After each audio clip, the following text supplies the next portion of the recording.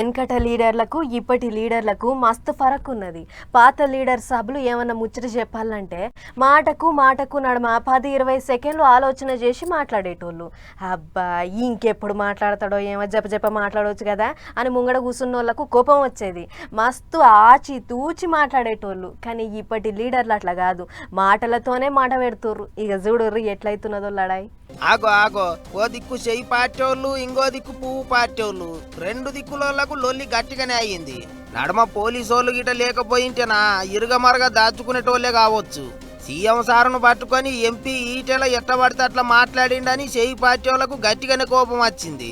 ముఖ్యమంత్రి అనే మర్యాద కూడా లేదా అని బయ్యన లేచిండ్రు. మైకుల ముంగట్టుకొచ్చి ఈటెల సారును మంచిగానే ఆరుచుకుంటారు.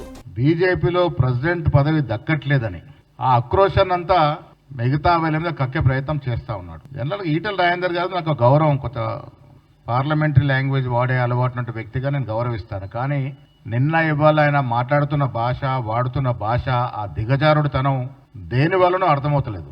యూత్ కాంగ్రెస్ లీడర్లు అయితే ఈటెల సారి ఇంటికాడ పంచాది మోపు చేయనికే చూసిండ్రు. అయితే ముచ్చట తెలుసుకున్న పువ్వు పార్టీ వాళ్ళు మా లీడర్ ఇంటి మీదకే పోతారా అని వాళ్ళు కూడా బండ్లు వేసుకొని లడాయికి పోయిండ్రు. లొల్లి పెద్దగా అయ్యేటట్టున్నదని ముందుగానే ఎటోళ్ళనట్టు బండి ఎక్కించిండ్రు పోలీసు వాళ్ళు. ఇంకో దిక్కు అధికారం చేతులున్నదని చెప్పి ఇట్లా ఎగసి పార్టీ వాళ్ళ ఇండ్ల మీదకి కొట్లాటకు పోతారా అన్నట్టు గరం అవుతుండ్రు పువ్వు పార్టీ వాళ్ళు. ఏ ప్రజా సమస్య ఉన్నా ఖచ్చితంగా స్పందిస్తాం, ప్రభుత్వ తప్పులుంటే విమర్శిస్తాం, ప్రశ్నిస్తూనే ఉంటాం.